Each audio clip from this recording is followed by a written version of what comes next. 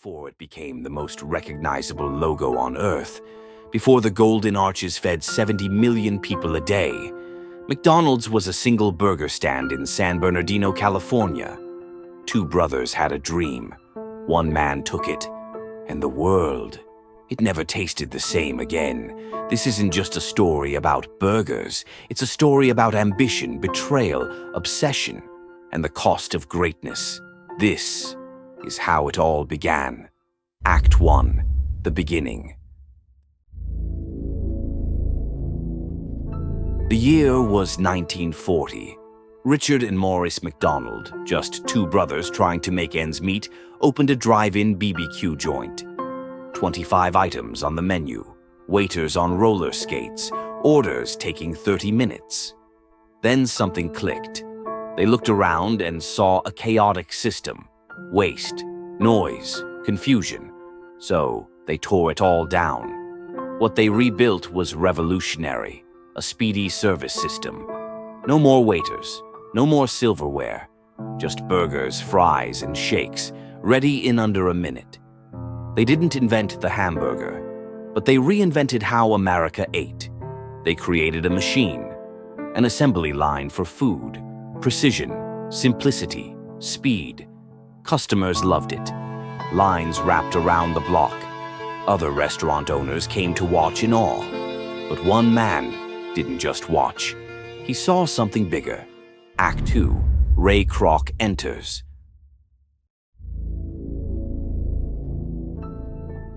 Ray Kroc was a 52-year-old milkshake machine salesman. He wasn't rich. He wasn't famous. He was tired. But then an odd order came in.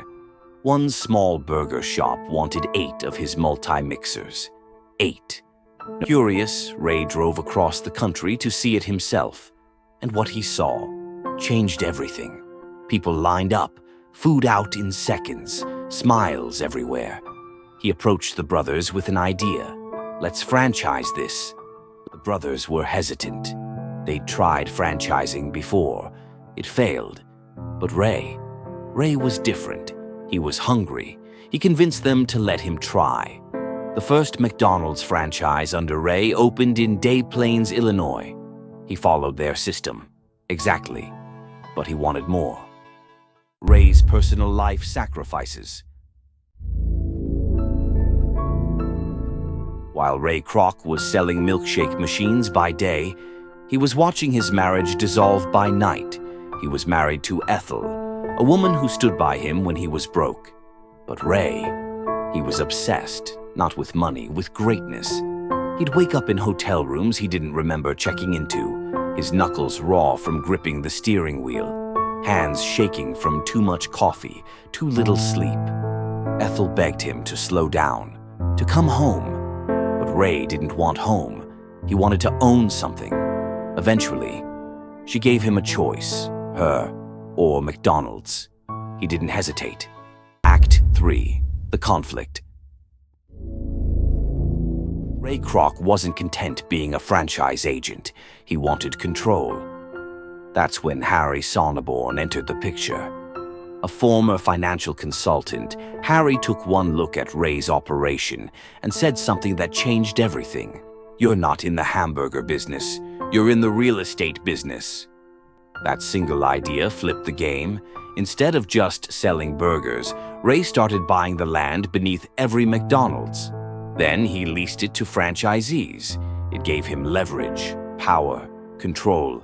The McDonald brothers, they were losing ownership of their own name. Ray grew bolder. He made decisions without asking. He changed the logo, altered the food, created his own rules. The brothers protested. Ray pushed harder. It became a war, and Ray? He was playing to win. He offered to buy them out, $2.7 million. A fortune back then. The brothers accepted, but with one condition. They wanted ongoing royalties. Ray agreed, with a handshake, but he never paid them. The brothers' final days. McDonald once said, "We gave birth to the baby, but somebody else named it McDonald's." After the buyout, they disappeared from public view. They ran a small burger shop called the Big M. One last holdout, one last piece of dignity. But Ray crushed even that, opening a McDonald's right across the street. Dick died in 1998. Mac in 1971. Not millionaires, not legends, just a footnote in the empire they started. Act 4, the resolution. By 1961, Ray Kroc owned McDonald's outright. He changed the company's motto to, "McDonald's can do the same thing everywhere." And he meant it.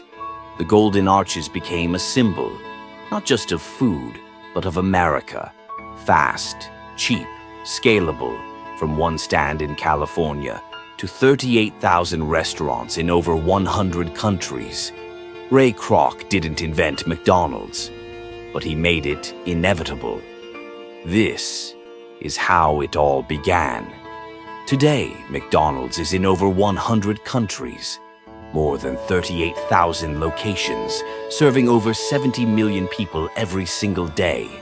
And the man at the top, Chris Kempczynski, the current CEO, no relation to Ray Kroc, no connection to the brothers, just another name, carrying the Golden Arches forward. McDonald's is more than fast food now.